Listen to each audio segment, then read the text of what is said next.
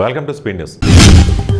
కడప జిల్లా బద్వేలు మున్సిపాలిటీ పరిధిలోని నెల్లూరు రోడ్లోని కొండారెడ్డి వీధిలో గత 2 ఏళ్లుగా విద్యుత్ ట్రాన్స్ఫార్మర్ అతి తక్కువ ఎత్తులో ఉండడం అత్యంత ప్రమాదభరితంగా ఉందని, దీనివల్ల మూగజీవాలు, పెంపుడు జంతువులు తరచూ చనిపోతున్నాయంటూ ఆ కాలనీ వాసులు ఆగ్రహం వ్యక్తం చేశారు.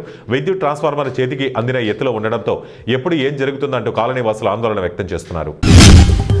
కేంద్ర కార్మిక సంఘాలు ఇచ్చిన పిలుపు మేరకు ఈ నెల 12వ తేదీన దేశవ్యాప్త సార్వత్రిక సమ్మెలో పాల్గొనాలని వివిధ కార్మిక సంఘాల కార్మికులకు వ్యవసాయ కార్మిక సంఘం కర్నూలు జిల్లా అధ్యక్షుడు వీరశేఖర్, ఏఐసిటియు జిల్లా నాయకులు నరసరావులు పిలుపునిచ్చారు. ఆదివారం దేవనకొండ సిఐటియు మండల కార్యదర్శి అశోక్ అధ్యక్షతన సమావేశం నిర్వహించారు. కడప జిల్లా బద్వేలు పట్టణం శ్రీ రాచపూడి నాగభూషణం విద్యా సంస్థల ప్రాంగణంలో పరిపాలనాధికారి రాచపూడి వెంకట సాయికృష్ణ ఆధ్వర్యంలో పుష్పగిరి కంటి ఆసుపత్రి వారి సహకారంతో ఉచిత వైద్య శిబిరం నిర్వహించారు. ఈ శిబిరానికి పరిసర ప్రాంతాల ప్రజలు భారీ సంఖ్యలో హాజరయ్యారు. పుష్పగిరి కంటి ఆసుపత్రి వైద్య నిపుణులు డాక్టర్ సూర్యప్రకాష్ ఆధ్వర్యంలో కంటి పరీక్షలు నిర్వహించారు. ద్వాదశ జ్యోతిర్లింగాల్లో ఒకటైన శ్రీశైలంలో నేటి నుంచి మహాశివరాత్రి బ్రహ్మోత్సవాలు ప్రారంభమయ్యాయి.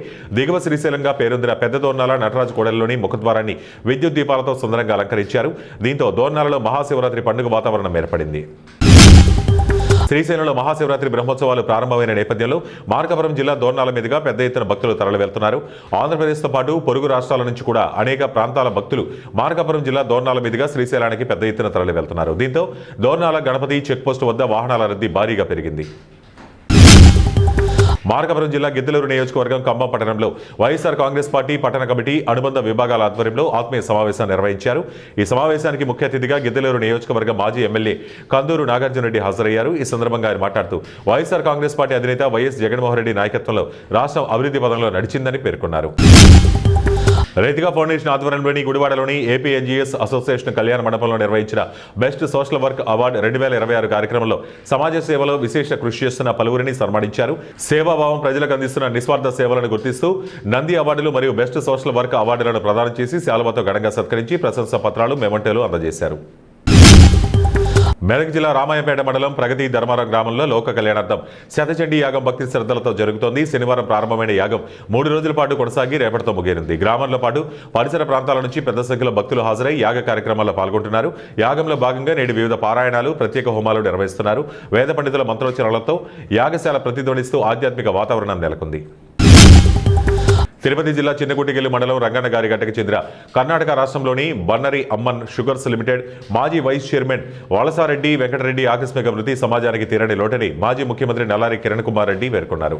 వలసారెడ్డి వెంకటరెడ్డి ఇంటికి వెళ్లి భౌతికాయానికి పూలమాలలు వేసి నివాళులర్పించి కుటుంబ సభ్యులను మాజీ ముఖ్యమంత్రి నల్లారి కిరణ్ కుమార్ రెడ్డి, పీలేరు నియోజకవర్గ శాసనసభ్యులు నల్లారి కిషోర్ కుమార్ రెడ్డిలు పరామర్శించి ధైర్యం చెప్పారు. తిరుపతి జిల్లా పాకాల మండలం ఎరంగారిపల్లిలో పశువుల పండుగను గ్రామస్తులు ఆధ్వర్యంలో ఆదివారం ఘనంగా నిర్వహించారు. పశువుల పండుగను ప్రతి సంవత్సరం సాంప్రదాయబద్ధంగా నిర్వహించడం ఆనవాయితీగా కొనసాగుతోంది.